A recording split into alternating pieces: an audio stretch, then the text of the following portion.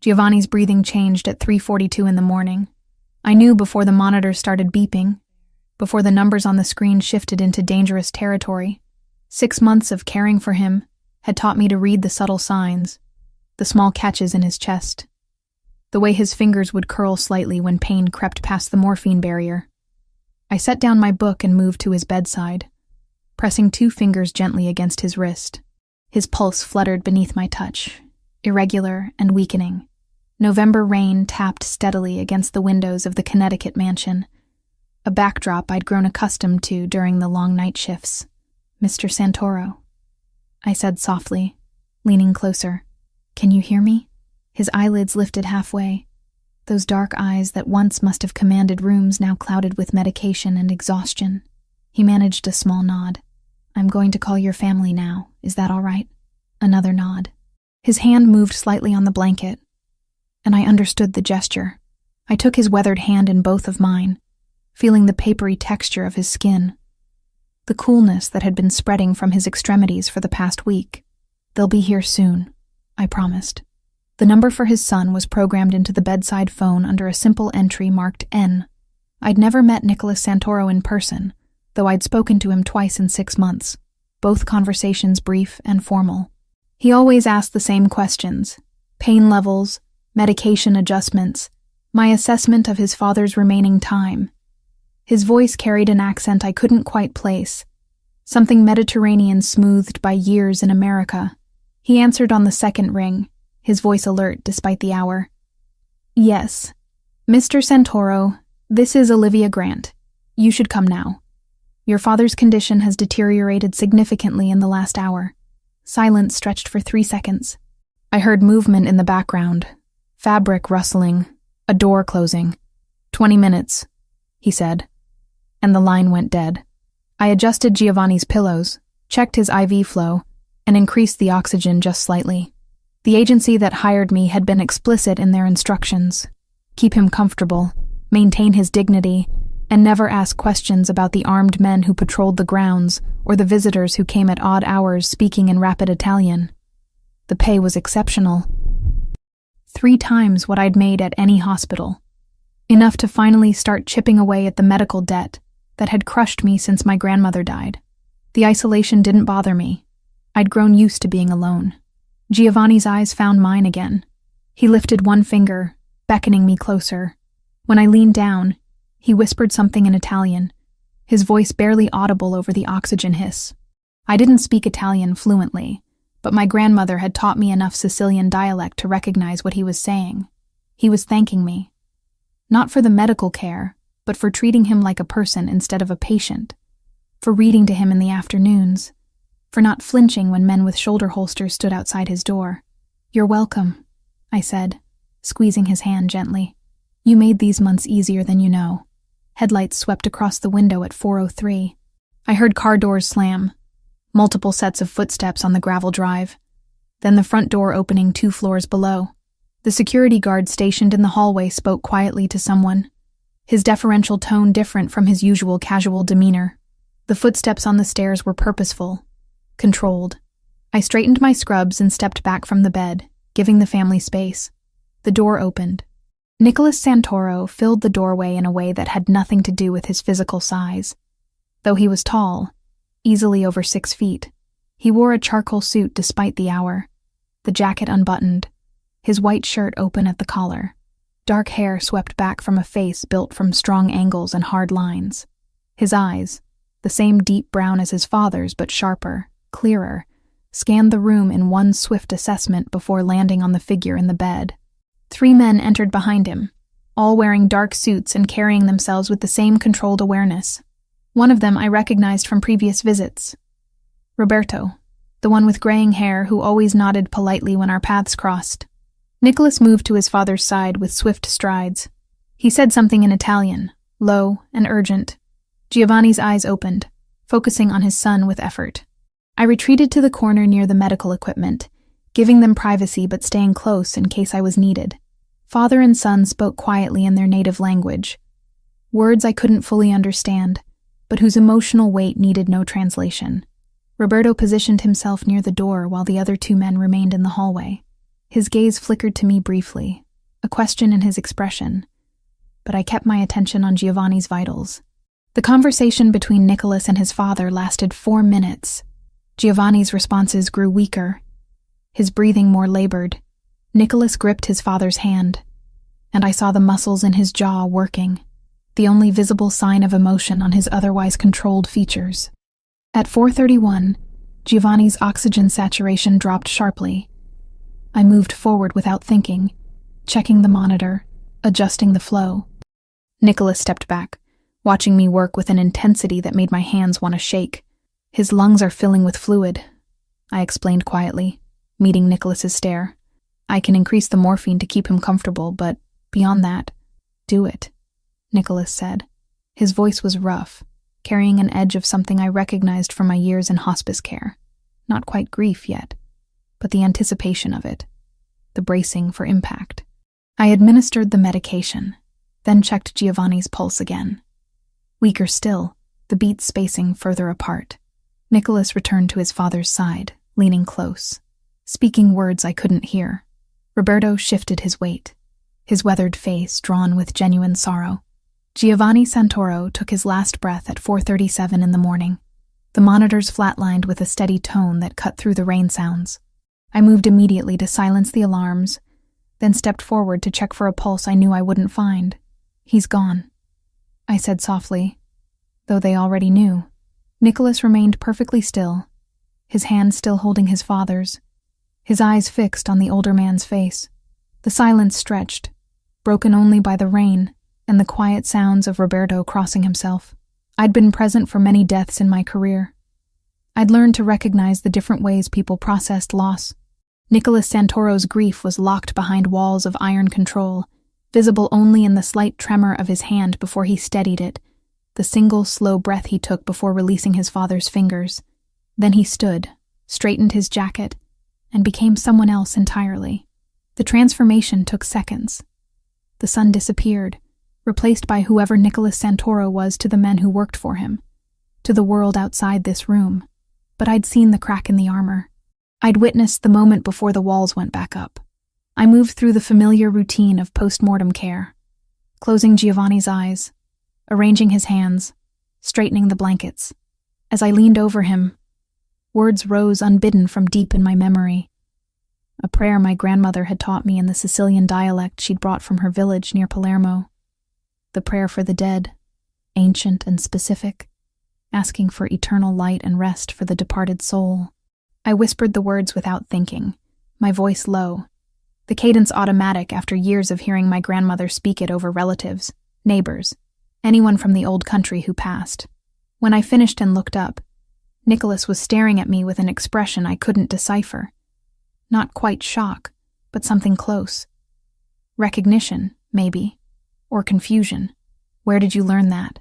His voice cut across the space between us, sharp enough to make me flinch. Learn what? That prayer. Those exact words. That dialect. I glanced at Roberto, who watched our exchange with quiet interest, then back to Nicholas. "My grandmother taught me. She was from Sicily, a small village near Palermo. She raised me after my parents died." Nicholas's eyes narrowed fractionally. He opened his mouth to say something else, but Roberto stepped forward, his tone gentle. "Miss Grant has been here all night. She should rest. I can drive her home, make sure she gets there safely." It was a reasonable offer, a kind gesture from a man who'd always been courteous during his visits. But before I could respond, before I could even process the suggestion, Nicholas spoke. "No." The single word carried absolute finality. "She leaves with me." Roberto's eyebrows lifted slightly, but he said nothing, stepping back immediately. I blinked, exhaustion making it hard to think clearly. "That's not necessary, Mr. Santoro. I can call a car service, or Roberto's offer is—" "You're coming with me," Nicholas interrupted, his tone brooking no argument. He was already moving toward the door, clearly expecting me to follow. I looked at Giovanni one last time, at the peaceful expression that death had brought to his features, then gathered my bag and jacket. My body ached from hours of standing, from the emotional weight of watching someone I'd grown to care for slip away. I didn't have the energy to argue with a grieving son, especially one who radiated the kind of controlled danger that Nicholas Santoro did. Roberto gave me a small nod as I passed, something almost apologetic in his expression, though I didn't understand why. The house was silent as we descended the stairs, the usual nighttime staff apparently keeping their distance. Outside, the rain had intensified, hammering against the gravel drive. A black SUV idled near the entrance, headlights cutting through the downpour. Nicholas held the rear door open, waiting. I slid into the leather seat, setting my bag at my feet. He closed the door with controlled precision, then rounded the vehicle and slid into the driver's seat himself. The engine purred to life. We pulled away from the mansion, leaving the warmth and light behind, heading into the darkness and rain. Nicholas drove in complete silence, his hands steady on the wheel, his profile illuminated periodically by passing streetlights. I watched the raindrops race down the window, my mind numb, my chest tight with a grief that surprised me with its intensity. Giovanni hadn't been family, had barely been a friend in the professional sense, but he'd been kind. He'd shared stories about his childhood in Italy, had asked about my day, had treated me with a respect I'd rarely experienced in my medical career. A tear slipped down my cheek before I could stop it. I wiped it away quickly, turning my face further toward the window. But not before I caught Nicholas's eyes in the rearview mirror, watching me with that same unsettling intensity he'd shown since I'd spoken that prayer. The highway stretched ahead of us, slick with rain and nearly empty at this hour. I expected Nicholas to head south toward the city, toward my small apartment in Queens where I'd been living for the past year. Instead, he took the exit toward Manhattan, navigating through streets I recognized from occasional visits but had never truly explored. Where are we going? My voice sounded hollow in the quiet car, competing with the rhythm of windshield wipers. Somewhere we can talk. Not an answer, but clearly the only one I'd receive. I leaned my head against the cool window, watching the city wake up in slow increments. Delivery trucks rumbled past. Early morning workers trudged toward subway entrances. The sky was shifting from black to gray, though true sunrise was still an hour away. We pulled up to a restaurant in Little Italy, its facade dark, a closed sign hanging in the window. The name above the door read Lucia's in elegant script. Nicholas parked directly in front, ignoring the no parking signs, and killed the engine. Come inside. He was out of the car before I could protest, standing in the rain without seeming to notice it. I grabbed my jacket and followed, my sneakers splashing through puddles as I hurried toward the awning where he held open a heavy wooden door. The restaurant interior was beautiful even in darkness. White tablecloths covered small tables arranged with careful spacing. Wine bottles lined shelves along exposed brick walls.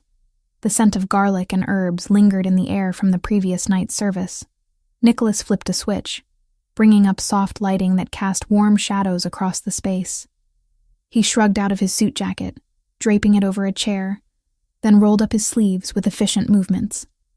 Without a word, he disappeared through a door I assumed led to the kitchen. I stood near the entrance, dripping onto the hardwood floor, unsure what to do. This wasn't a conversation we needed to have. I'd cared for his father.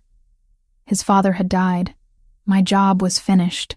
We owed each other nothing beyond professional courtesy, but something about the prayer had shaken him. I'd seen it in his face, the shock followed by sharp calculation. Nicholas emerged carrying a small tray. An espresso machine hissed in the background. He set the tray on the nearest table. A basket of bread, a small dish of olive oil mixed with herbs, sliced cheese, 2 cloth napkins. "Sit down," he said, his tone making it clear this wasn't a request. I sat. My exhaustion was too deep to argue with a man who clearly wasn't accustomed to hearing the word no. He returned with 2 small cups of espresso, the rich aroma cutting through my fatigue. He placed one in front of me, then settled into the chair across the table, his dark eyes fixed on my face. "The prayer you spoke over my father. That specific dialect isn't common. Even in Sicily, only certain villages still use those exact phrases." I wrapped my hands around the warm cup, grateful for the heat. My grandmother was very traditional. She came to America when she was 19, but never really left the old country behind. She taught me prayers for everything, For meals, for sleep, for the dead. Where exactly was she from? A village called Corleone. Something flickered across his expression. He picked up his espresso, drained it in one practiced motion, then set the cup down with a soft click. My grandmother was from a village 20 miles from there. I spent summers in Sicily as a child, before— He paused, jaw tightening. Before my father brought me into the family business. The weight behind those words was unmistakable. I tore off a piece of bread, dipping it in the olive oil to give my hands something to do. "I'm sorry for your loss," I said quietly. "Your father was a good man. At least, he was kind to me. He liked you. He told me you treated him with dignity, that you never looked at him with pity or fear." Why would I fear him? He was a dying man who wanted company. Nicholas leaned back in his chair, studying me with unnerving intensity. "You really don't know who we are, do you? I know you're wealthy. I know you have significant security. I assumed you were involved in something that required discretion. That's an exceptionally diplomatic way of saying you suspected we were criminals." My cheeks heated. "It wasn't my business to know. The agency was clear about that when they hired me. And you needed the money badly enough not to ask questions. It wasn't an accusation, just a statement of fact. But it stung regardless." "Yes," I admitted. "I needed the money. My grandmother died 2 years ago. After 3 years of slow decline, I handled mostly alone. The hospital bills from her final months destroyed me financially. I couldn't get regular nursing work because potential employers would see the debt and assume I was unstable. The agency offered 3 times the standard rate, cash advances, and discretion. I took it because I was desperate." Nicholas reached for the bread, tearing off a piece with deliberate slowness. "Your honesty is refreshing. Most people in your position would try to pretend nobility, claim they took the job out of compassion for an elderly patient. I did have compassion for your father. But I also needed to eat and pay rent. Both things can be true." A ghost of something that might have been respect crossed his face. He ate the bread, then poured olive oil onto his own plate. "My father was the head of a large organization," he said, his tone conversational despite the gravity of his words. "An organization involved in activities that exist outside legal boundaries. Import, export, protection, territorial agreements with other groups who operate similarly." My stomach tightened. I set down my bread. "You're telling me he was a criminal, yes. A very successful one for 40 years. And now that role falls to me." The espresso turned bitter in my mouth. "I'd suspected, of course. You don't work in healthcare for years without recognizing certain patterns. The guards, the visitors who spoke in code, the way Giovanni would sometimes make phone calls in Italian that carried unmistakable authority, despite his weakened state. But suspecting and knowing were different things. Why are you telling me this?" Nicholas set down his napkin with precise movements. "Because you can't simply go home and pretend the last 6 months didn't happen. People in my world noticed how close you were to my father, how much time you spent in that house, how he trusted you enough to die in your presence. I was his nurse. Of course I was there. You spoke a prayer in a dialect that connects you to the same region where several powerful families originated. You have access to a house where sensitive conversations took place. You're exactly the kind of person rival organizations look for when they want information."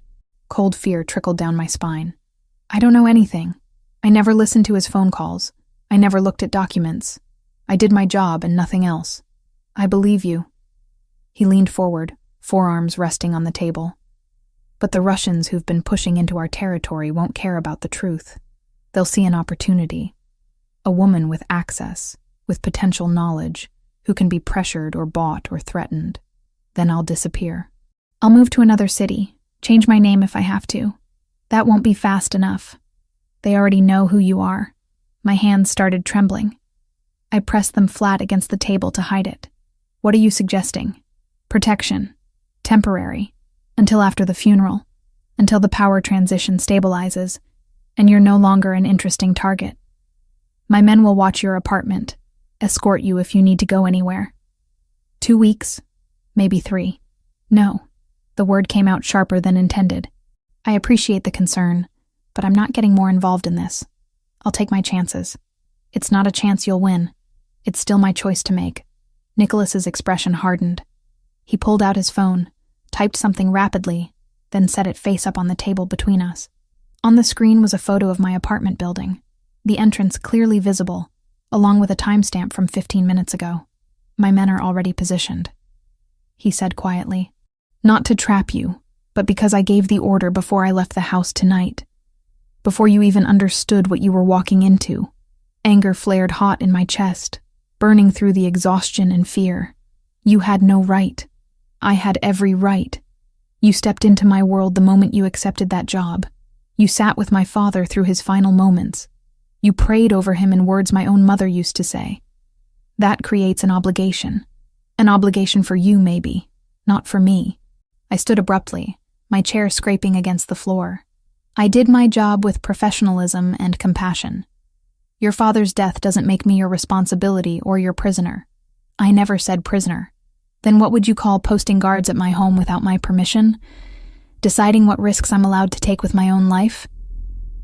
Nicholas rose as well, his height forcing me to tilt my head back to maintain eye contact. I'd call it keeping you alive long enough to understand the danger you're in. Maybe I'd rather take my chances than owe anything to a criminal organization. The words hung between us, harsh and unretractable. I expected anger, threats, some demonstration of the power he clearly wielded. Instead, Nicholas simply watched me with an expression I couldn't read. My father told me you were stubborn, he said finally. He found it amusing. Said you reminded him of my grandmother, who once threw a pot at a man twice her size for disrespecting her kitchen. Despite everything, the image made my lips twitch toward a smile. That sounded exactly like something Giovanni would appreciate. Nicholas noticed. His expression softened fractionally. I'm not trying to control you, Miss Grant. I'm trying to prevent you from becoming collateral damage in situations you don't understand. There's a difference, is there? Because from where I'm standing it feels remarkably similar. He exhaled slowly, running a hand through his dark hair. For the first time since entering the restaurant, he looked tired. Actually tired. Not just physically, but emotionally worn down by grief. He couldn't afford to show and responsibilities he hadn't asked for, but would carry anyway. I watched my father die tonight, he said quietly. I'm now in charge of 300 people who depend on me for their livelihoods, their safety, their futures. I have rivals circling like sharks who smell blood in the water. I have internal challenges to my authority that will emerge before his body is cold. And I have a young woman who treated my father with more genuine kindness than most of his own family, who I will not let become a casualty because she's too proud to accept help. The raw honesty in his voice caught me off guard.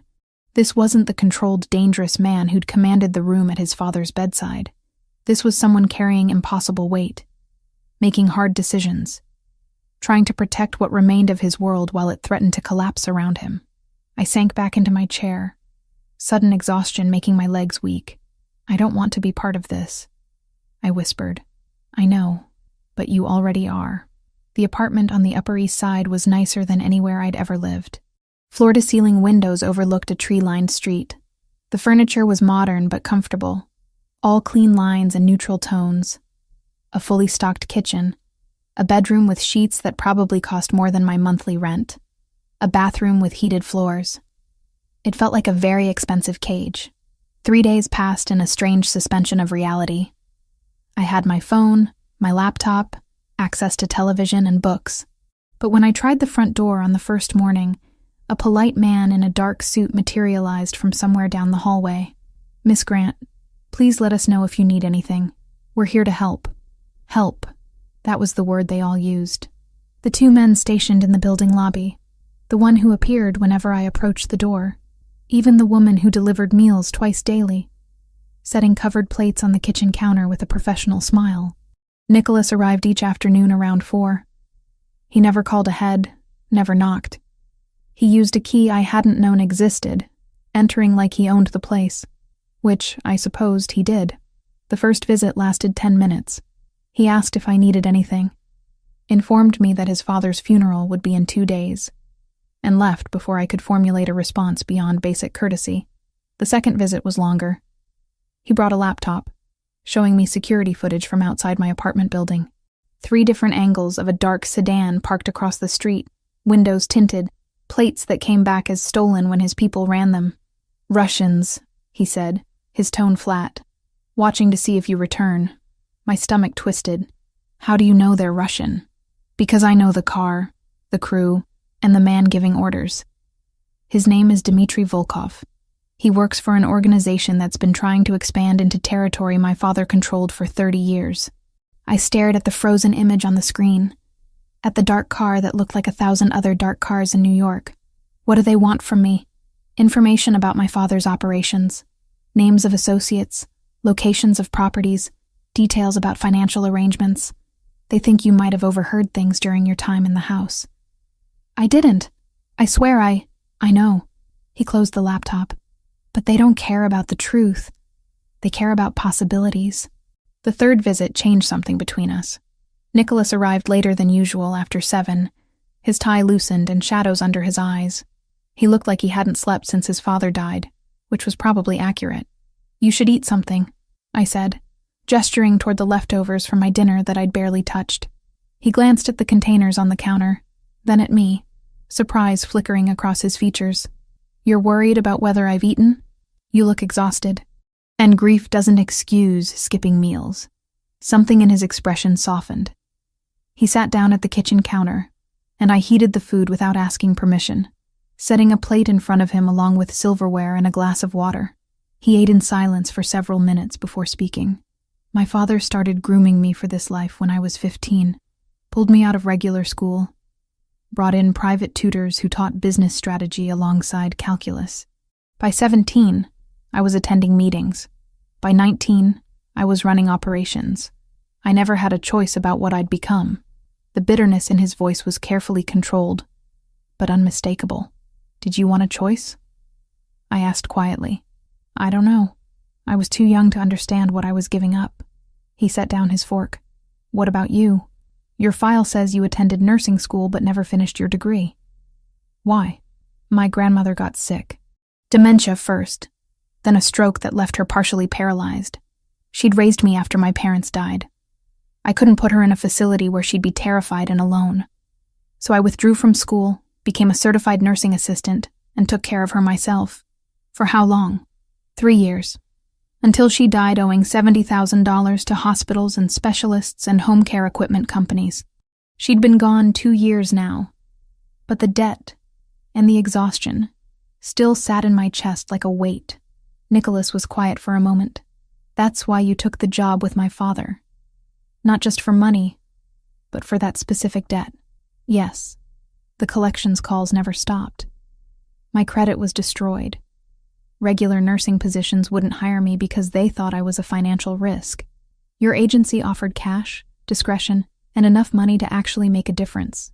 I would have taken almost any job at that point. "Almost any?" I met his gaze. "I still had lines I wouldn't cross. Your father needed medical care, not anything illegal or harmful. That made it acceptable." "Acceptable." He repeated the word like he was testing its weight. "Most people in your situation would use stronger justifications. Call it noble sacrifice or family duty. It was duty.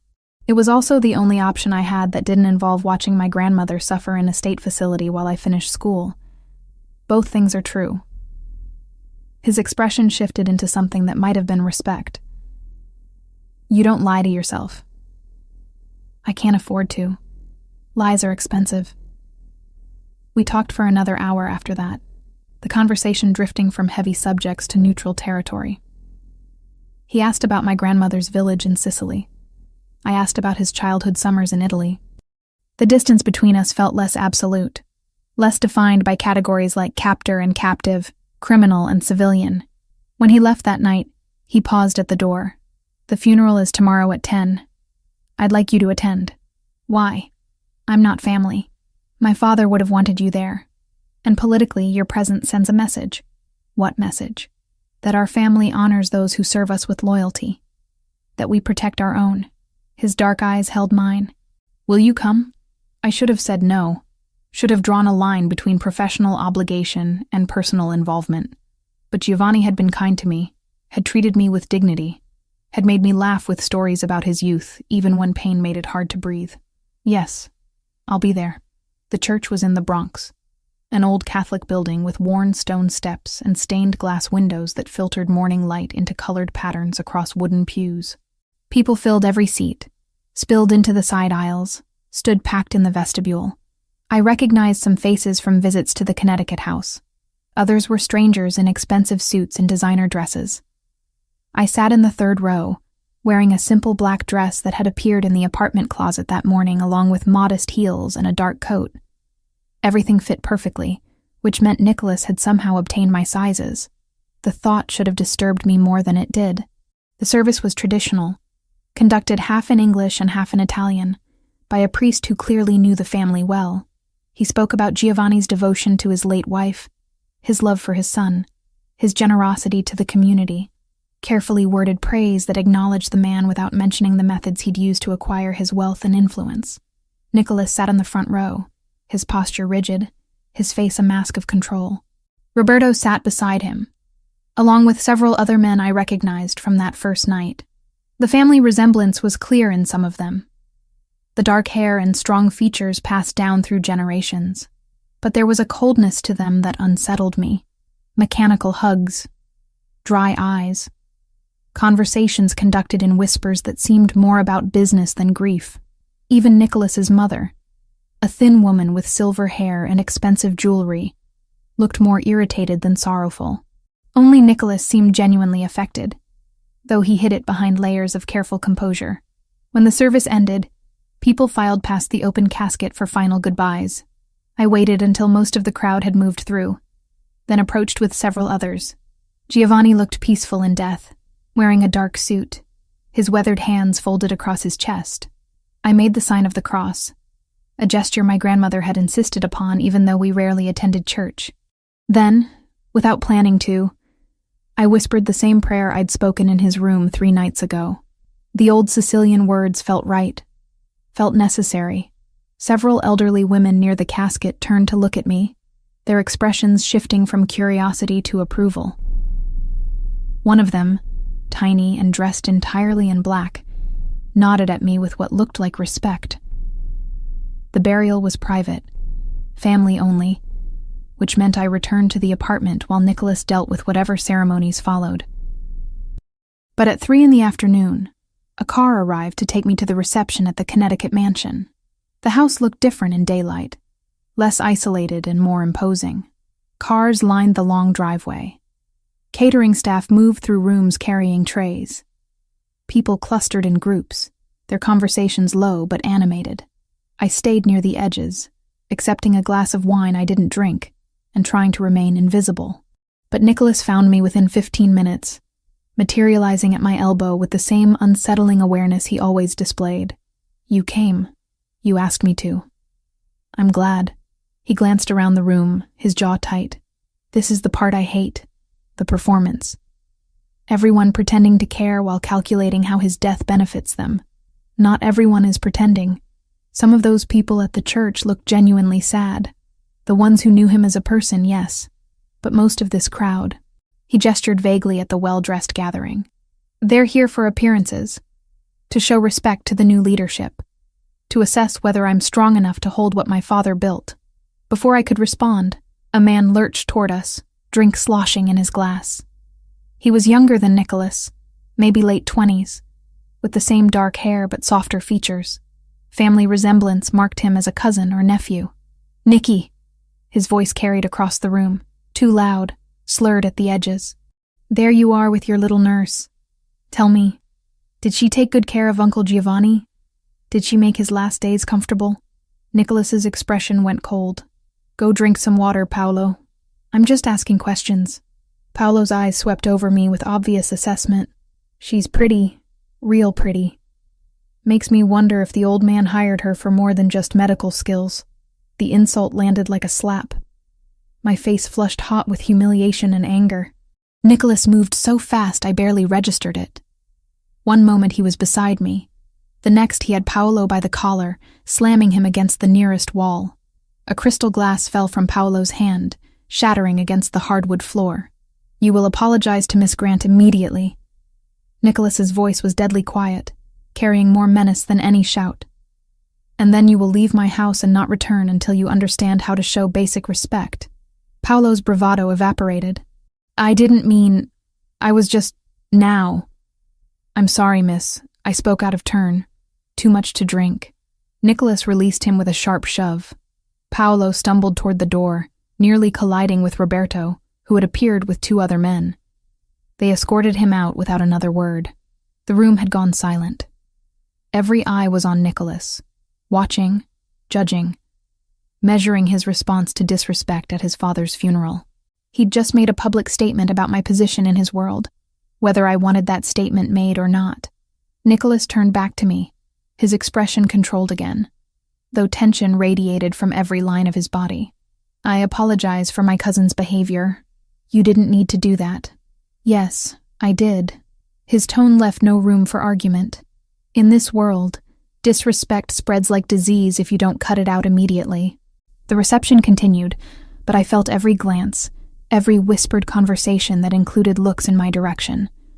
I'd been marked, tagged as someone under Nicholas Santoro's protection, someone he'd physically defend in front of his entire organization. The implications terrified me. I slipped away as soon as politely possible, retreating to a bathroom on the 2nd floor. My hands shook as I gripped the marble sink, staring at my reflection in the gilt-edged mirror. Who was this woman wearing borrowed black, standing in a mansion full of criminals, protected by a man who broke glasses and threatened family members on her behalf? I didn't recognize her. When I emerged 10 minutes later, steadier but not calm, Roberto was waiting in the hallway. Miss Grant, the car is ready to take you back to the city whenever you're prepared to leave. Thank you. I'd like to go now, please. He escorted me through less crowded passages, avoiding the main gathering. As we reached the side entrance, he spoke quietly. Nicholas means well. His methods are harsh, but his intentions toward you are protective, not possessive. There's a difference, though it might not feel like it right now. How long have you worked for this family? 23 years. I watched Nicholas grow from an angry teenager into the man he is today. He's never lost control like he did with Paolo over anything personal, only business. That should tell you something. I hesitated, then asked, And Paolo? Roberto's expression didn't change. He's alive. He was sent away before he could make the mistake of repeating himself. He won't be back in New York for a long time. Something in my chest loosened. Not relief exactly, but the end of an unanswered question. It did, but I wasn't sure I wanted to hear what it was saying. The apartment felt too quiet after the chaos of the reception. I changed into comfortable clothes, made tea I didn't drink, and tried to read a book that couldn't hold my attention. At midnight, still restless, I made a decision. I couldn't live like this. Couldn't exist in suspension, waiting for Nicholas to decide when I was safe, when I could return to my life. The Russians might be watching my building, but New York was a big city. I could disappear if I was smart about it. Find a new apartment under a different name, pick up cash work that didn't require official documentation, start over somewhere Nicholas Santoro's protection couldn't reach. Nicholas wasn't wrong about the Russians. They would look for me. Maybe they already were. But being locked behind armed eyes felt like another kind of death, a slow one, with my name traded for my safety. If danger was coming, I wanted air in my lungs and choices in my hands, even if those choices were messy, even if they were wrong. I packed a small bag with essentials, dressed in dark clothes, and approached the front door at 1 a.m. As expected, the hallway guard was there, sitting in a chair near the elevator. Miss Grant? Is everything all right? I need some air. Just going to walk around the block. I'll accompany you. That's not necessary. It is, actually. Boss's orders. I tried the stairwell instead. Made it down 3 flights before another guard materialized from below, politely but firmly suggesting I return to the apartment. 3rd attempt. I tried to simply walk out the front lobby entrance. 2 men in the street straightened immediately, falling into step behind me. Furious and desperate, I kept walking, heading toward the nearest subway entrance. If I could get underground, lose them in the tunnels and trains, maybe I had a chance. I never made it to the station. A familiar black SUV pulled up beside me, window rolling down to reveal Nicholas in the back seat, his expression thunderous. Get in the car, Olivia. No, get in the car, or I'll have my men carry you. Your choice, but either way, we're having this conversation. The guards had closed in, not threatening but present. People on the street were starting to notice. I climbed into the SUV, slamming the door with more force than necessary. Nicholas told the driver to circle the block, then turned to face me, anger barely contained beneath his controlled exterior. What the hell did you think you were doing? Leaving. The word exploded out of me. 3 days of controlled frustration finally breaking free. I was trying to leave this gilded prison you've trapped me in without asking my permission. Trapped you? Nicholas leaned forward, his voice dangerously low. I put guards on your building to keep you alive. I gave you a safe place to stay until the immediate threat passes. How exactly is that trapping you? You made every decision without consulting me. You didn't ask if I wanted protection. You didn't ask if I wanted to attend the funeral. You didn't ask if I was comfortable living in a stranger's apartment with armed men controlling my every movement. You just decided, and I'm supposed to be grateful. The SUV turned a corner, city lights streaking past the tinted windows. Nicholas's jaw worked. The muscle ticking in that way I'd learned meant he was controlling his temper. You're right, he said finally, the admission clearly costing him. I should have explained the situation more clearly before making arrangements. Explained what situation?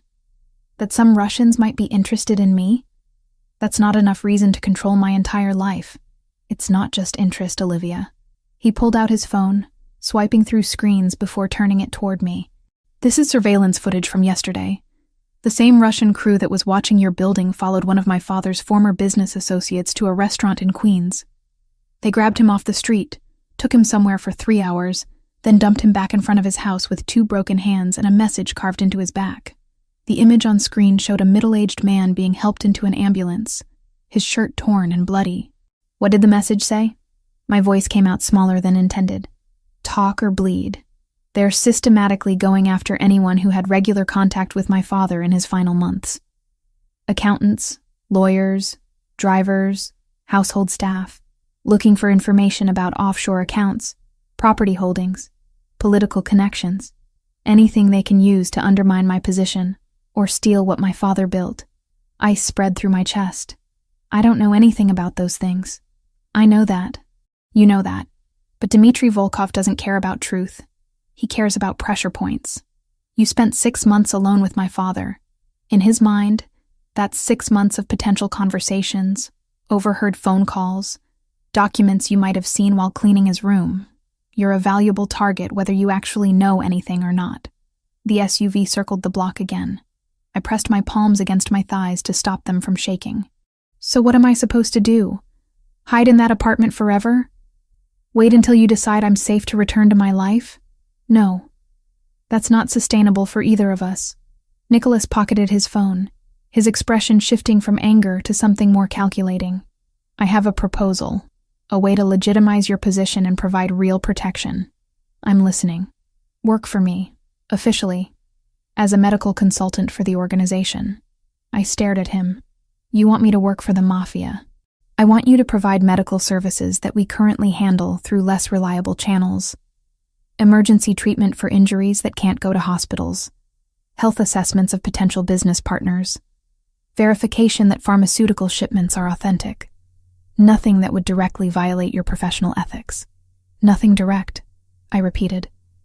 Just adjacent to illegal activities. Yes, he didn't flinch from the accusation. But it would give you legitimate reason to be connected to the family. You'd be on payroll, with documentation, with a clear professional role. Not a target, not a loose end, but an employee under formal protection. And the payment? $60,000 over 6 months. Enough to clear your grandmother's medical debts and have money left over to restart your life however you choose. The number hit me like a physical blow. $60,000. Freedom from the collections calls, the damaged credit, the weight that had crushed me for 2 years. But at what cost? What kind of injuries are we talking about? I asked carefully. Gunshot wounds? Stab wounds? Sometimes.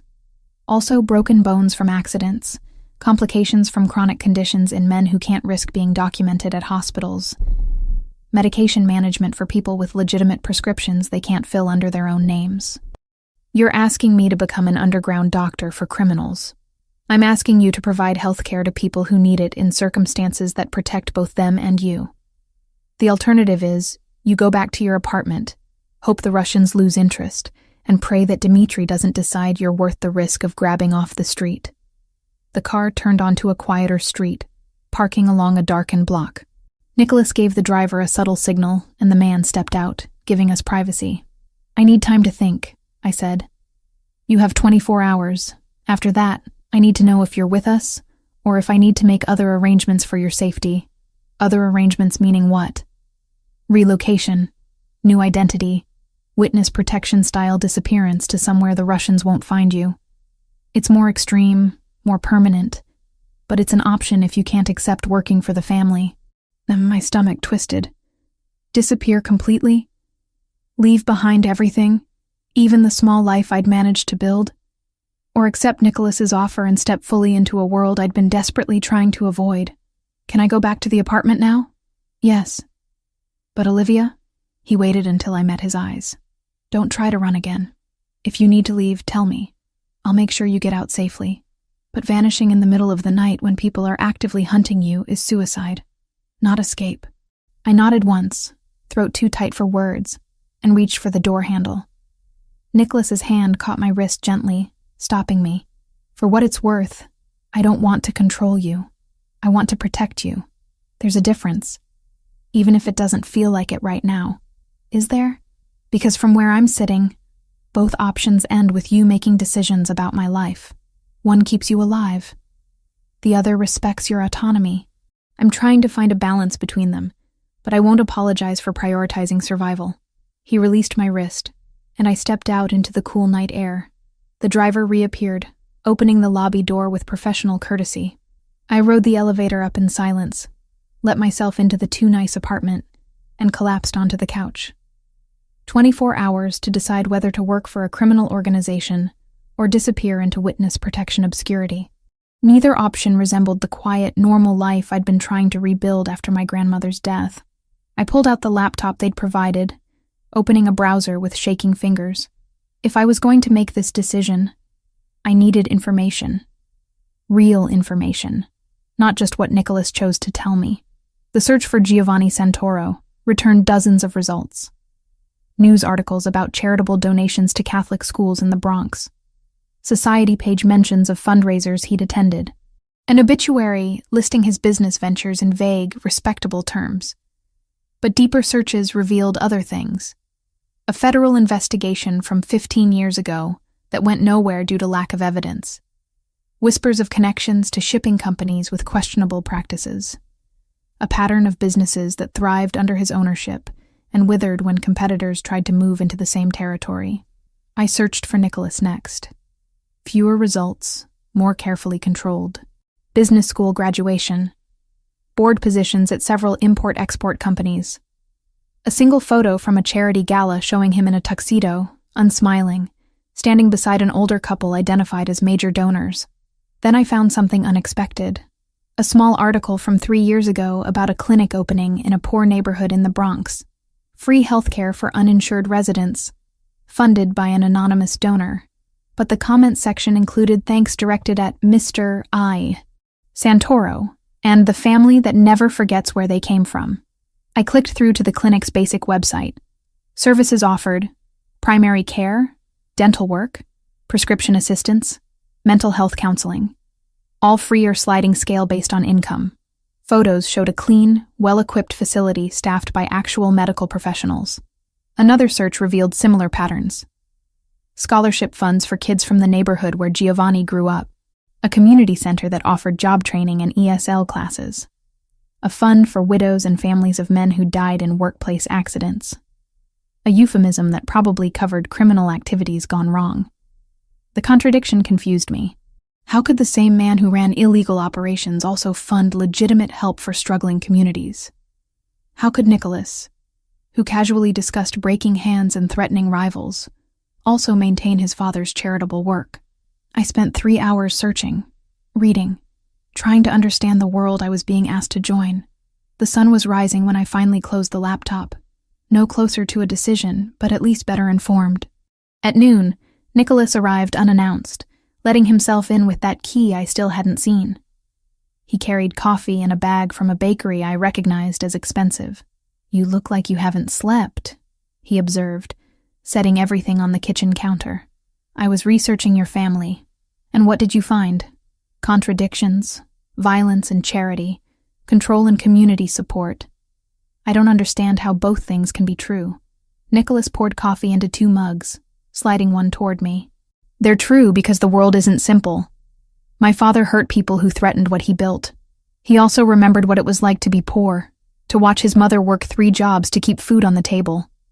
Both things shaped how he operated. And you? Do you see the world the same way? I see the world as it is, not as I wish it could be. I inherited an organization built on violence and loyalty and mutual benefit. I can't transform it into something respectable overnight, even if I wanted to. But I can choose how I wield that power, who I protect, what lines I won't cross." I sipped the coffee, buying time to organize my thoughts. "If I agree to work for you, I need conditions." "I'm listening." "I want autonomy to refuse specific assignments that cross ethical lines I'm not willing to blur. I won't torture information out of people. I won't help dispose of bodies. I won't participate in anything that makes me complicit in killing." "Agreed." The quick acceptance surprised me. "Just like that? I need a medical professional, not an enforcer. Those boundaries work for both of us. I want it in writing. A contract that specifies my role and my right to refuse work. Roberto can draw something up this afternoon."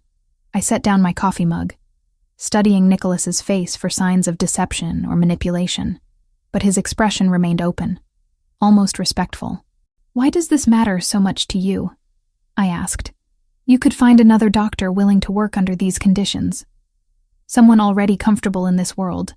Why push so hard to keep me involved?" Nicholas was quiet for a long moment, his dark eyes holding mine with uncomfortable intensity. "Because you prayed over my father in a language that connected him to his childhood. Because you cried genuine tears when he died. Because in a room full of people performing grief, you were the only one who actually felt it." He paused. "And because you're right that I make too many decisions without consultation. Having someone who challenges that, who demands autonomy, might keep me from becoming the kind of leader I don't want to be."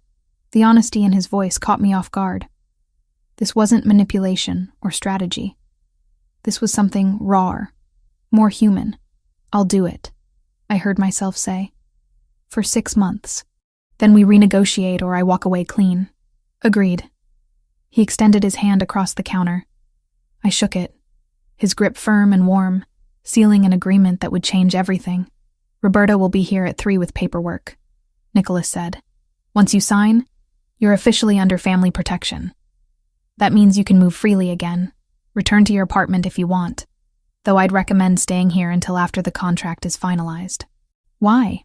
"Because officially employed is different from officially protected. The paperwork makes it real in ways that matter to the Russians. They won't touch anyone actively working for the family without risking full-scale war." The apartment door opened without warning, admitting Roberto himself, apparently summoned by some signal I hadn't noticed. He nodded politely. "Miss Grant, I understand congratulations are in order for your new position. News travels fast.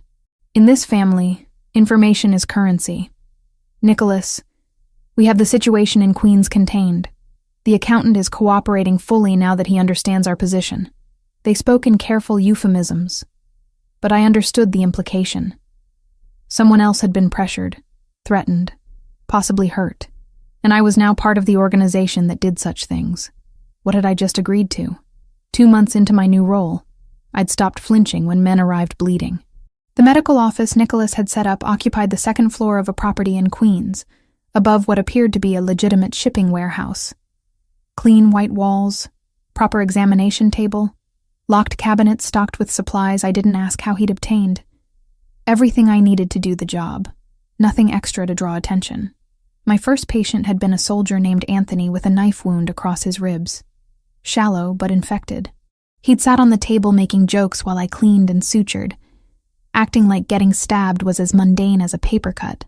The second was a man in his 50s with poorly managed diabetes who couldn't risk having his name in hospital systems. I'd spent 3 hours teaching him proper insulin administration and adjusting his medication schedule. The work was strange, ethically complicated, but not as dark as I'd feared. Most of what I treated were consequences of dangerous work, rather than active violence. Broken fingers from warehouse accidents, chronic pain in aging men whose bodies had endured decades of physical labor, infections that needed antibiotics but not emergency rooms. Nicholas appeared more often than strictly necessary. He'd arrive during appointments, claiming he needed to review security protocols or check inventory in the warehouse below. But he'd linger, watching me work with an intensity that had nothing to do with professional oversight. Last week, I'd sutured a deep laceration on a young soldier's forearm, while Nicholas held a flashlight steady, compensating for the exam light that had burned out that morning. Our hands had brushed twice as I worked, small accidental contacts that sent electricity up my arm. 3 nights ago, an emergency had kept me working until dawn. When I'd finally finished, exhausted and wired on adrenaline, I'd found Nicholas in the small break room brewing espresso at 3 a.m. We'd sat together drinking coffee while he told me about a deal gone wrong in Boston, and I'd told him about the time my grandmother had accidentally set her kitchen on fire trying to deep fry Zeppelis. The boundaries between professional and personal had been blurring for weeks. I'd stopped trying to reinforce them. Today's appointment was different. Roberto had called ahead, his tone careful, explaining that Nicholas needed me to evaluate a business associate before finalizing a major agreement. The man's name was Vincent Mancini, 72 years old, and the deal involved territorial rights worth several $1 million. "Mr. Santoro wants your medical assessment," Roberto had said. "Nothing invasive, just your professional opinion on whether Mr. Mancini is healthy enough to honor long-term commitments." Vincent Mancini arrived at 2 p.m, accompanied by his wife and 2 bodyguards. He was tall despite his age, with thick white hair and the kind of posture that suggested military background. His wife, Marie, was 20 years younger, blonde and expensively maintained, with jewelry that caught the light every time she moved. "Miss Grant," Vincent greeted me warmly, shaking my hand with firm pressure. "Nicholas speaks highly of your discretion. I appreciate you making time for this examination." "Of course, Mr. Mancini. If you'll come with me, we can get started." The examination should have been routine.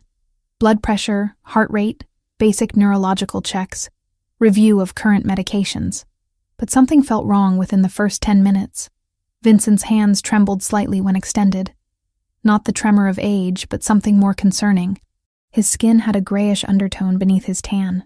When I checked his eyes, faint discoloration around the whites suggested liver stress.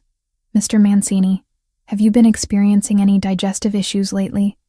Nausea, stomach pain, changes in appetite?" "Some stomach trouble," he admitted. "My doctor said it's probably stress. The business has been demanding." "Any hair loss? Unusual fatigue?" "Now that you mention it, yes. But I'm 72. These things happen." I continued the examination, my concern growing with each finding. Muscle weakness in his legs. Slight confusion when I asked him to repeat a sequence of numbers. A faint metallic smell on his breath that most people wouldn't notice, but my training flagged immediately. "I'd like to run some blood work," I said carefully, "just to rule out a few possibilities." Marie spoke up from her chair near the door. "Is that really necessary? Vincent sees his regular doctor every 3 months." "I'm sure he does. But Mr. Santoro asked for my assessment, and I'd rather be thorough." Vincent waved his hand dismissively. "Do whatever tests you need, Miss Grant. I want this deal with Nicholas to go smoothly, and if a clean bill of health helps, I'm happy to cooperate." I drew blood, labeling the vials with careful precision, then completed the rest of the examination. When I finished, I found Nicholas waiting in the hallway outside, leaning against the wall with his phone in hand. "Well?" he asked. "I need to run tests. I'll have preliminary results by tonight." His eyes sharpened. "That's not a routine answer. It's the honest one. Give me 6 hours." The blood work confirmed my suspicion. Arsenic levels 3 times above normal range, consistent with chronic low-dose poisoning over several months. The pattern suggested regular exposure, not a single large dose. Someone was slowly killing Vincent Mancini. I sat in my small office staring at the results, my stomach churning. If I told Nicholas, he'd investigate. If the poisoner was discovered, they'd likely disappear in the same way Paolo had after threatening me at the funeral. Permanently. Violently. But if I said nothing, Vincent would die a slow, agonizing death, while everyone blamed natural causes. The ethical choice was clear. The emotional weight of that choice was crushing. At 8 that evening, Nicholas returned. I handed him the printed results without preamble. He's being poisoned. Arsenic. Administered regularly in doses small enough to avoid immediate detection, but large enough to cause progressive organ damage. Another few months at this rate, and he'll die of what appears to be natural causes. Nicholas read the results twice, his expression darkening with each line. You're certain? The blood work doesn't lie. Someone with regular access to his food or drink is poisoning him. Who knows about these results? Just you and me. The lab I used is one of yours. They don't ask questions and don't keep records. He pulled out his phone, typing rapidly. I'm sending Roberto to collect Vincent's medications, vitamins, anything he takes regularly. We'll test everything. Nicholas. I waited until he looked at me. What happens to whoever's doing this when you find them? They stop being a problem. That's not an answer. His jaw tightened. They attempted to murder a man under my protection during negotiations that affect my family's interests. What do you think happens? I'd known the answer before asking, but hearing the confirmation still made my chest feel hollow. I need you to understand something, I said quietly. I told you this because Vincent doesn't deserve to die from poison, but I didn't tell you so you could add another body to whatever count you're keeping. I told you so you could save his life. I intend to. He pocketed his phone. But consequences for attempted murder are non-negotiable. 4 days later, Roberto informed me that the source had been identified. Marie Mancini had been adding small amounts of arsenic to her husband's morning coffee for 6 months, hoping to inherit his substantial estate and business interests before he could finalize the deal with Nicholas. What happened to her? I asked, though part of me didn't want to know. She's no longer a concern, Roberto said diplomatically. Vincent Mancini recovered quickly once the poisoning stopped. Nicholas moved forward with the territorial agreement, and Vincent apparently never learned how close he'd come to death or who'd been responsible. He thanked Nicholas profusely for recommending such a thorough medical evaluation, crediting it with catching his mysterious illness early. 2 weeks after that, I was reviewing supply orders in my office when my phone rang. The hospital billing department, calling about my grandmother's outstanding account. Miss Grant, I'm calling to confirm that your balance has been paid in full. We wanted to make sure our records are correct before closing the account. My hand tightened on the phone. Paid in full? There must be a mistake. I've been making monthly payments, but the balance was still over $40,000. Our records show a payment of $42,316 was received 6 days ago. The account is now at zero balance and marked as closed. I ended the call, staring at my phone like it might offer explanations. $42,000. The exact amount I'd owed, down to the last dollar. Nicholas had paid my debt. After I'd specifically told him during our first real conversation that this was my burden to carry, my responsibility to handle, he'd eliminated it without asking permission. I found him in the warehouse below, reviewing shipping manifests with 3 of his men. He looked up when I entered, reading my expression immediately. Gentlemen, give us the room. They filed out without question. The warehouse felt cavernous in the sudden silence. High ceilings and concrete floors amplifying every small sound. You paid my grandmother's medical bills, I said. Yes, without asking me. Without telling me. Yes. He set down the clipboard he'd been holding. You proved yourself valuable to the organization. You made a difficult ethical choice that saved an ally's life. I rewarded that loyalty by taking away the one thing I was working to accomplish on my own, by removing an obstacle so you could focus on building a future instead of paying for the past. The logic was sound. The gesture was generous. So why did I feel simultaneously grateful and angry? I don't understand you, I admitted, exhaustion seeping into my voice. You operate in a world of violence and control. But then you do things like this. You fund clinics for poor neighborhoods while running criminal operations. You threaten to break people who cross you, Then you protect a woman you barely know. Which version is real? Nicholas moved closer, stopping just within arm's reach. All of it is real. I'm not one thing, Olivia. I'm the son who watched his father build an empire on loyalty and fear. I'm the leader who inherited that empire and all its contradictions. I'm the man who spent his entire adult life making impossible choices about who deserves protection and who deserves punishment. That's a politician's answer. I want the truth. His dark eyes held mine, something vulnerable flickering beneath the usual control. The truth is that I'm tired of being alone at the top.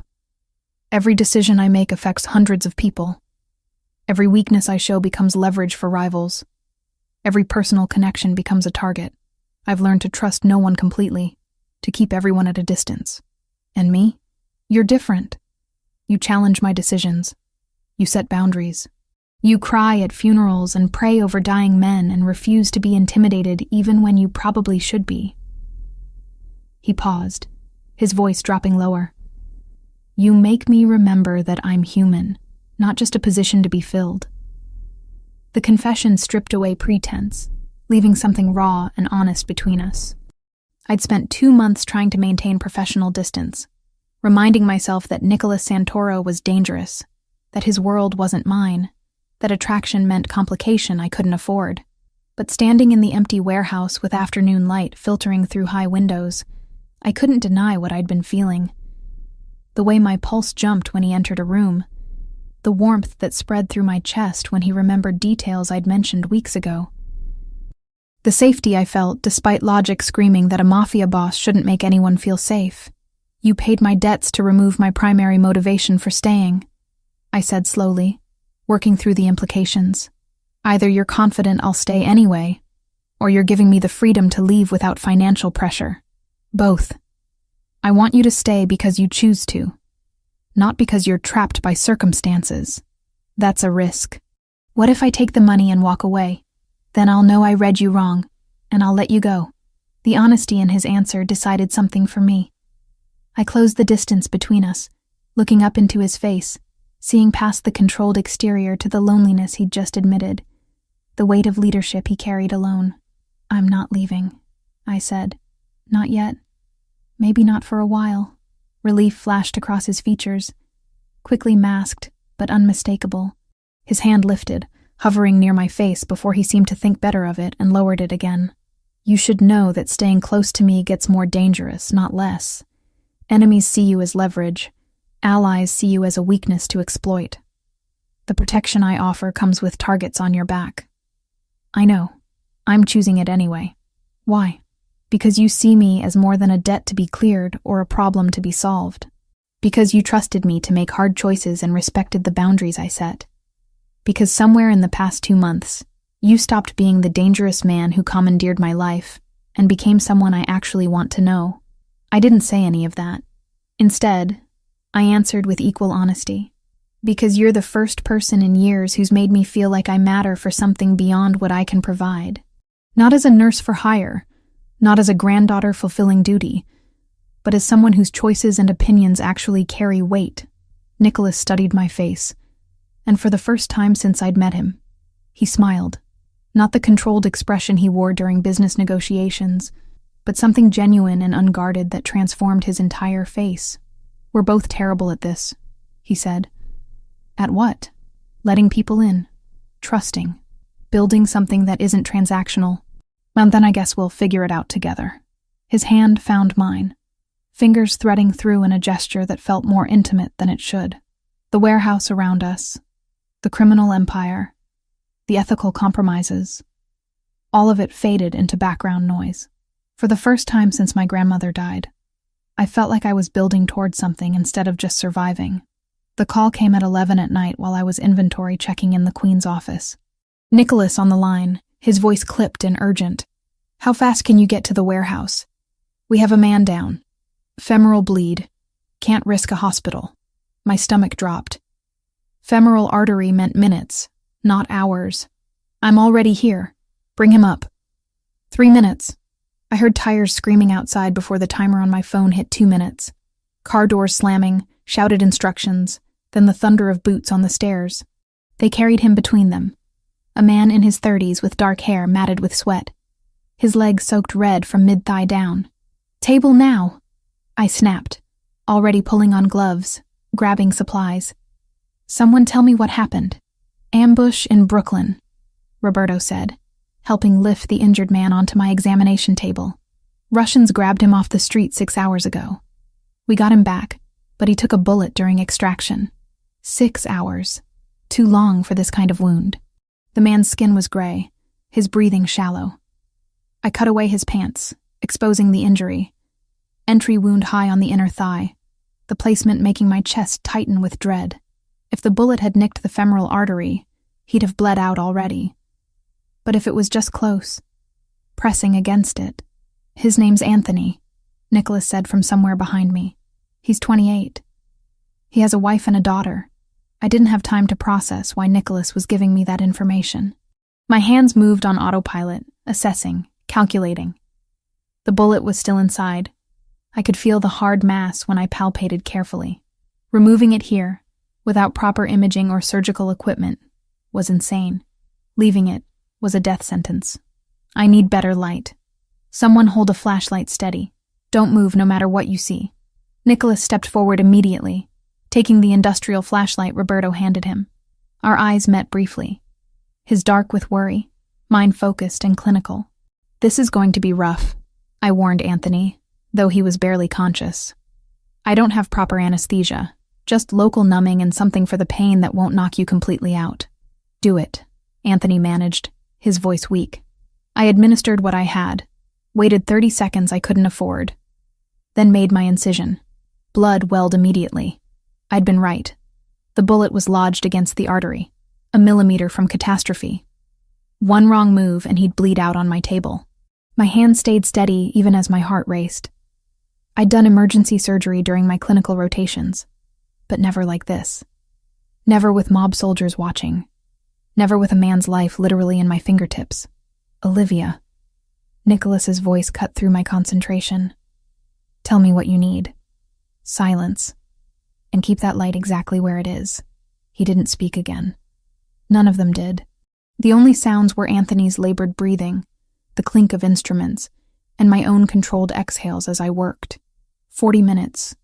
That's how long it took to extract the bullet, repair the damaged tissue, and close the wound with sutures that would hold until proper surgical follow-up. When I finally stepped back, my scrubs were soaked with blood, and my hands were trembling with delayed adrenaline. Anthony's color was better. His breathing had evened out. He'd survive. "Get him somewhere he can rest," I instructed. "He needs IV antibiotics every 6 hours, which means he stays where I can monitor him. No moving him for at least 3 days. We'll set up a room in the warehouse," Roberto said, already pulling out his phone. "Whatever you need, Miss Grant." The soldiers who'd been watching from the doorway looked at me differently now. Not as the boss's medical consultant or his potential romantic interest, but as someone who'd just saved their friend's life under impossible conditions. Respect, earned through competence rather than proximity to power. Nicholas waited until everyone had cleared out, until it was just us in the surgical aftermath, before speaking. That was extraordinary. That was desperate improvisation. I peeled off my gloves, my hands finally starting to shake now that the crisis had passed. "He should be in a real hospital with real surgeons. But he's not. He's alive because of you." I turned to find Nicholas watching me with an intensity that had nothing to do with the medical emergency. Something had shifted in how he looked at me, though I couldn't name exactly what. "I need to clean up," I said, suddenly aware of how I must look, covered in Anthony's blood, exhausted and wired. "Olivia," I stopped. "Thank you for what you did tonight. For every choice that brought you to this moment, where you could save one of my men."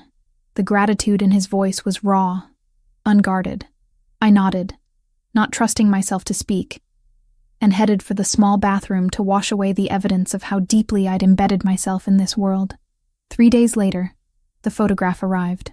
Roberto brought it to me while I was checking Anthony's wound, which was healing remarkably well.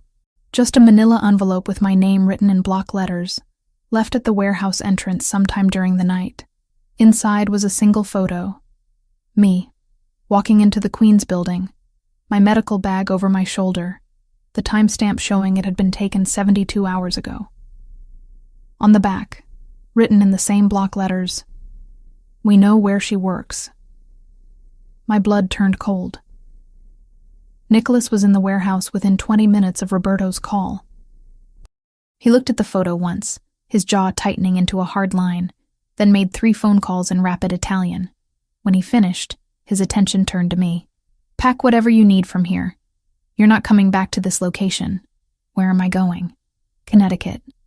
The mansion where my father lived. It's defensible in ways this place isn't." Fear crawled up my spine, but I pushed it down. How did they find this office? They've been watching us for weeks, mapping our operations. We knew they had some surveillance, but not this close. His voice carried controlled fury. "This is Dimitri's way of sending a message. He can reach you whenever he wants. But he hasn't. He just sent a photo. This time. Next time might be a bullet or a kidnapping. I'm not waiting to find out which." For once, I didn't argue. The photograph made the danger real in a way that verbal threats hadn't. Someone had been close enough to take my picture. Close enough to hurt me, and I hadn't even known they were there. The Connecticut mansion felt different when I returned. Not the elegant house where I'd cared for Giovanni, but a fortress. New security measures were everywhere. Cameras covering every approach. Guards stationed in rotating shifts. Reinforced doors. Panic buttons installed in every room. Nicholas moved me into a guest suite on the 2nd floor, 3 doors down from what I now understood was his own bedroom. The proximity felt deliberate, protective rather than presumptuous. "You'll stay here until we neutralize the Russian threat," he explained, showing me where supplies were kept, how the security system worked.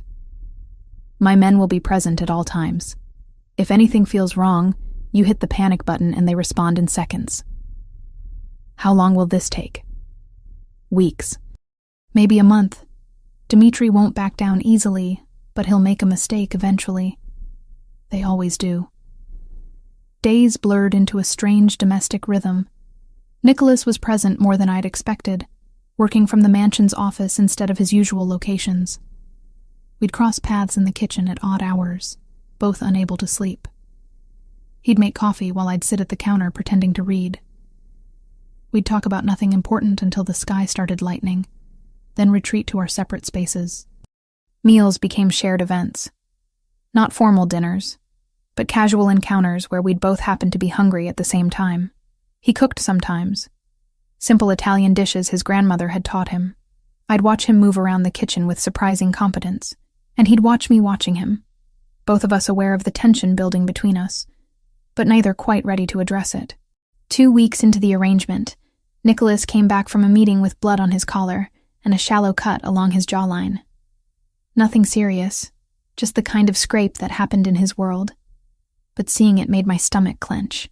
"Let me clean that," I said, before thinking better of it. He followed me to my room where I kept a proper medical kit. I had him sit on the edge of the bed while I gathered supplies, hyper-aware of the intimacy of having him in my personal space, of standing between his knees as I dabbed antiseptic on the cut. "What happened?" I asked quietly. "Disagreement during negotiations. The other party thought physical intimidation would strengthen his position. He was incorrect." My hand trembled slightly as I applied butterfly closures to hold the edges together. Nicholas noticed, his hand coming up to steady my wrist gently. "I'm fine, Olivia. I know, it's just..." I couldn't finish the sentence. Just that seeing him hurt made me realize how much I cared, how deeply I'd let him into spaces I'd sworn to keep locked after my grandmother died. His thumb traced small circles on the inside of my wrist, and I forgot how to breathe properly. "This thing between us," he said, his voice low. "It's not just me feeling it, is it?" I should have lied. Should have maintained professional distance. Should have remembered all the reasons why falling for a Mafia boss was catastrophically stupid. "No," I whispered. "It's not just you." The storm hit that night, thunder rolling across Connecticut like artillery fire. Power flickered twice before dying completely, plunging the mansion into darkness. Emergency generators kicked in for essential systems, but most of the house remained black. I was making my way downstairs by phone flashlight when I nearly collided with Nicholas in the hallway. "You okay?" he asked, steadying me with hands on my shoulders. "Fine. Just wanted to check the generators. They're working. The outage is external. Should be fixed by morning." He didn't remove his hands. "Come with me. I have candles in the office." His office was warmer than the rest of the house, a fire already burning in the fireplace that I hadn't known existed. Candles provided pools of golden light, making the space feel intimate rather than merely dark. We settled into chairs near the fire, and for a while, neither of us spoke. The storm raged outside, rain hammering windows, wind howling around corners. Inside felt safe, separate from the chaos. "I've been thinking about that first night," Nicholas said eventually. "When I saw you pray over my father, I knew then that you were different. That you'd complicate everything." "Complicate how?" "By making me care about something other than maintaining power. By giving me a reason to want different things than what I've spent my life building." My heart hammered against my ribs. "What do you want?" He turned to face me fully, firelight casting shadows across his strong features. "Honestly, I want you. I've wanted you since you challenged me in that restaurant, since you set boundaries and demanded respect, since you saved Anthony's life with hands that wouldn't stop shaking afterward. I want you in ways that terrify me because wanting anything that much is weakness in my world." I couldn't breathe, couldn't think past the roaring in my ears. "But you deserve honesty," he continued. "Being with me means accepting that I'll always have enemies, that threats will exist, that violence follows me like a shadow. You've seen glimpses of that life, but living in it permanently is different. Harder. More isolating." "I know." My voice came out steadier than I felt. "I've been watching you for months now. I've seen the decisions you make, the weight you carry, the people who depend on you. I'm not naive about what your world requires. Then you also know that if we cross this line, everything changes. You stop being my employee or my responsibility. You become something more valuable and therefore more vulnerable. I understand." He leaned forward, elbows on his knees, his face serious in the flickering light. "I need you to be certain, Olivia, because I can't be casual about you. It's all or nothing for me. If we do this, you're mine, and I protect what's mine with everything I have." The possessiveness in his words should have worried me. Instead, it sent heat through my body, settling low in my stomach. "I feel more alive in these last months than I have in years," I admitted. "Despite the danger, despite the ethical compromises, despite knowing I should walk away, you make me feel like I matter for who I am, not just what I can provide. That's worth the risk." Nicholas stood, crossing the small distance between us. He offered his hand, and when I took it, he pulled me up gently, bringing us close enough that I had to tilt my head back to meet his eyes. "Tell me to stop," he said, his voice rough. "Tell me you need more time, and I'll give it to you." Instead of answering, I closed the final inches between us, lifting onto my toes to press my mouth against his. The kiss started gentle, almost tentative, but quickly escalated into something urgent and consuming. His hands framed my face, then slid into my hair. I gripped his shirt, feeling his heart pounding beneath my palms. Months of tension and restraint finally broke free, leaving us breathless and desperate. When we finally pulled apart, Nicholas rested his forehead against mine, both of us breathing hard. "This changes everything," he said. "I know. I meant what I said. You're mine now. That's not a phrase I use lightly. I know that too." He kissed me again, slower this time, more thorough. When his hands started to drift lower, when I felt myself leaning into his touch, he stopped abruptly, stepping back with visible effort. "Not like this," he said, voice strained. "Not in a blackout where you might wonder afterward if it was just adrenaline or fear or gratitude. It's not, I know. But I need you to be completely certain. Tomorrow, in daylight, when the storm has passed and you've had time to think clearly, if you still want this, we'll talk about what it means." The restraint in his voice, the care behind his words, made my chest ache. He was giving me an out, making sure this was real choice rather than passionate impulse. Okay, I agreed. Tomorrow. He walked me back to my room, his hand never leaving the small of my back. At my door, he kissed me one more time, soft and lingering, then forced himself to step away. Sleep well, Olivia. You too. I watched him disappear down the dark hallway before closing my door and leaning against it, my heart still racing, my lips still tingling from his kiss. Tomorrow would bring complications and conversations we couldn't avoid. But tonight, in the darkness with storms still raging outside, I let myself feel hope for the first time in years. Hope that maybe, despite everything, I'd found something worth fighting for. The call came from Roberto at 6 a.m, his voice tense in a way I'd never heard before. Russians hit one of Giovanni's clinics in the Lower East Side. They have 12 hostages, 3 staff members, and 9 patients. They're demanding Nicholas show up personally to negotiate. I was already pulling on clothes, my mind racing. That's a trap, obviously. But they're threatening to start executing hostages in 2 hours if he doesn't comply. What clinic? I asked, my stomach twisting. Roberto gave me the address. My breath caught. I knew that neighborhood intimately. Years ago, when I'd still lived in Boston but visited New York regularly, I'd done volunteer shifts at hospitals in that exact area. I'd walked those streets, knew the layout, understood the community. I'm coming to the house, I said. I have an idea. Nicholas was in his office when I arrived, surrounded by maps and security feeds, his expression carved from stone. The man I'd kissed last night, who'd been vulnerable and honest, had disappeared behind the armor of leadership. Olivia, this isn't— Listen to me first, I interrupted.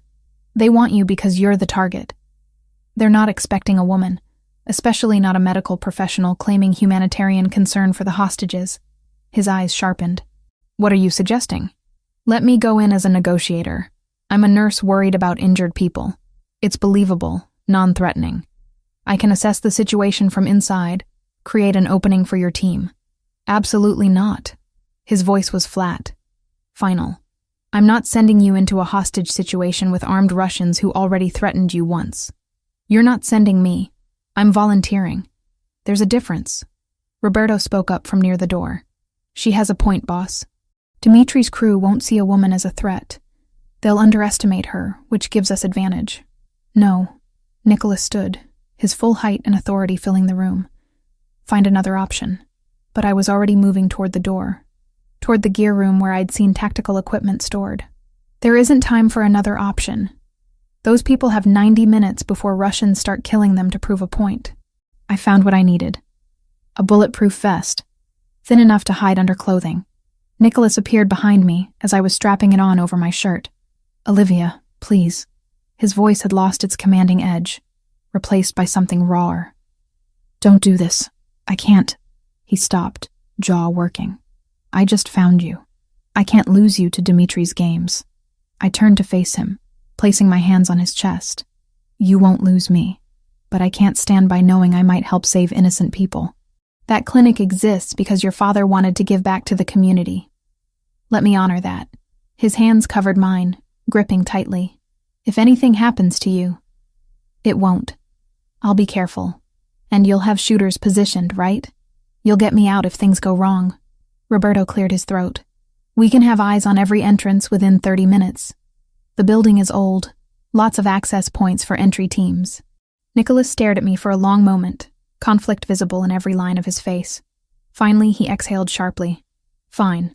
But you wear the vest, you carry a panic button, and the second anything feels wrong, you signal us, and we come in hard.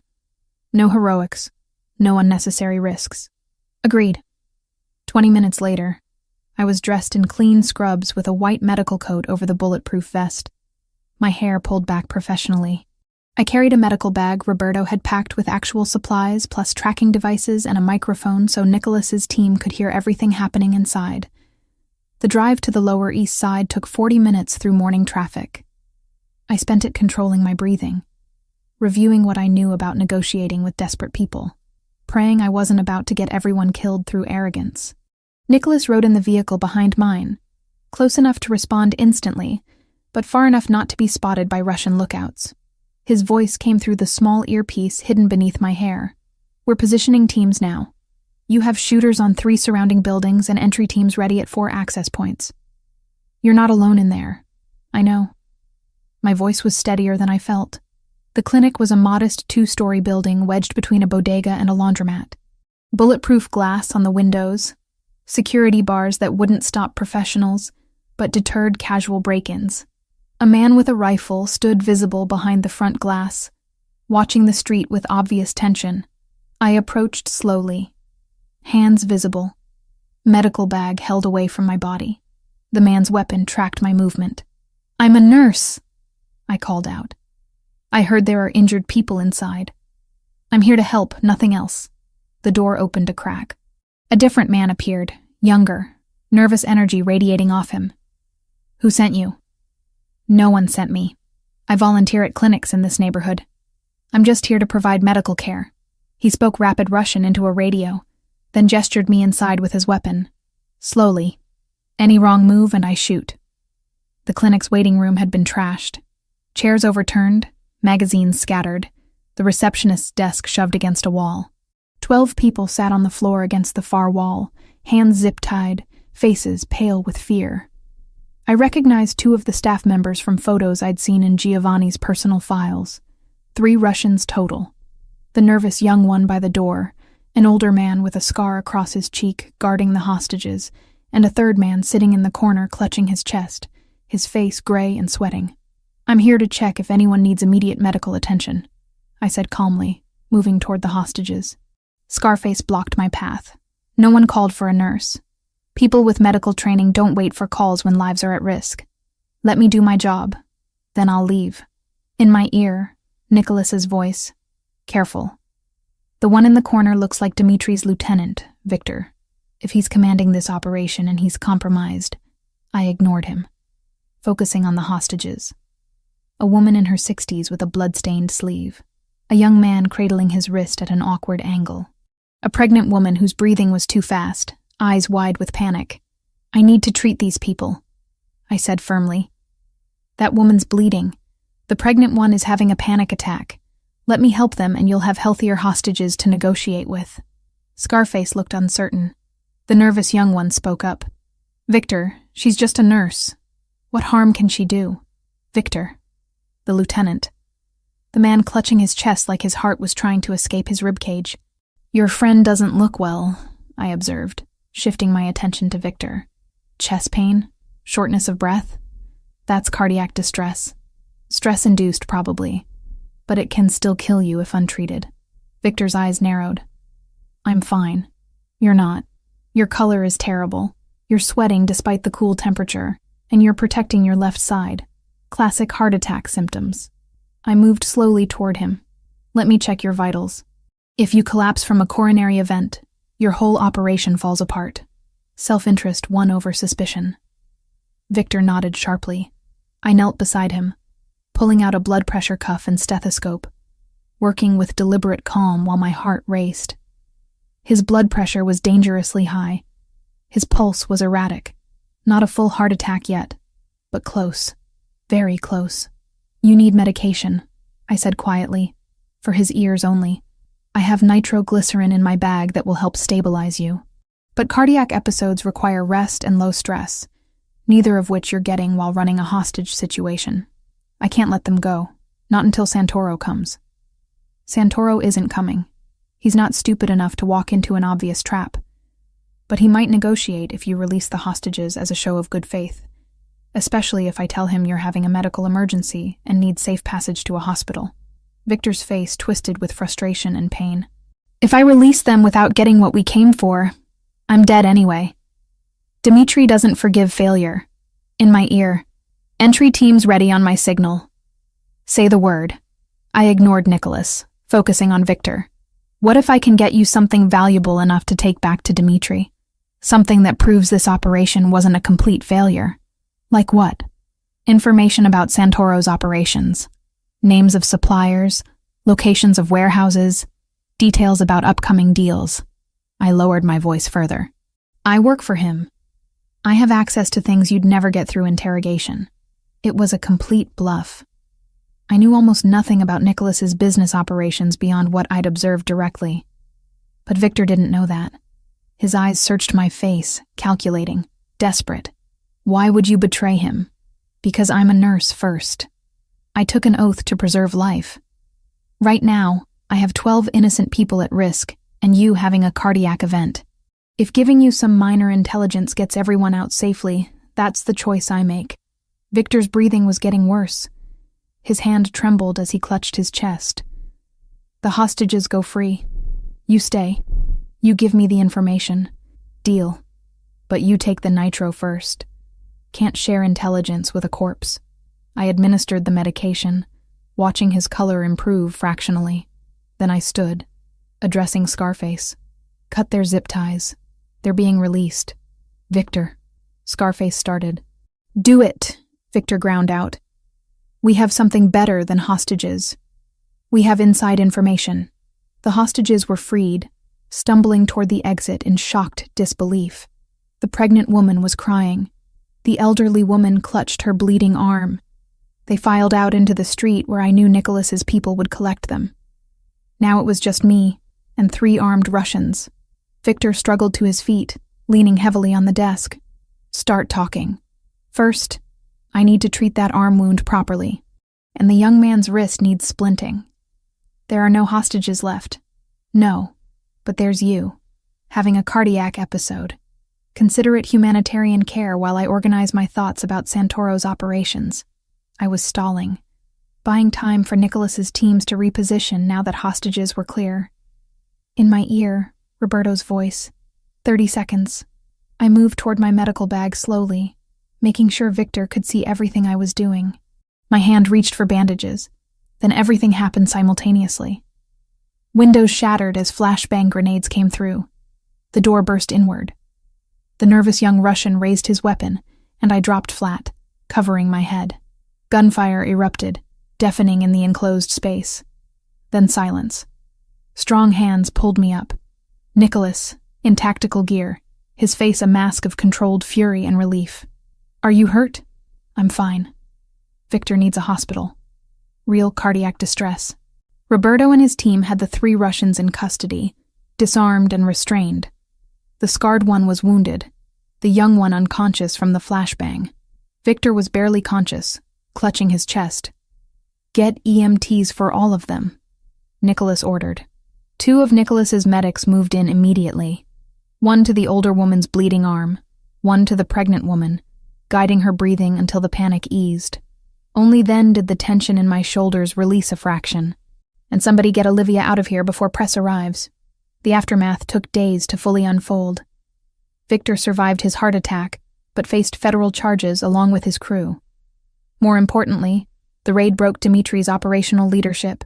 His lieutenant captured, his hostage play foiled, his reputation damaged by a nurse outmaneuvering him. Other Russian factions saw weakness and moved against him. Within 2 weeks, Dmitry Volkov was dead, killed by rivals from his own organization. His territory was divided among various groups through negotiations Nicholas helped facilitate. The immediate threat to both the Santoro family and to me personally was neutralized. Nicholas announced changes at a family meeting I wasn't present for, but heard about from Roberto.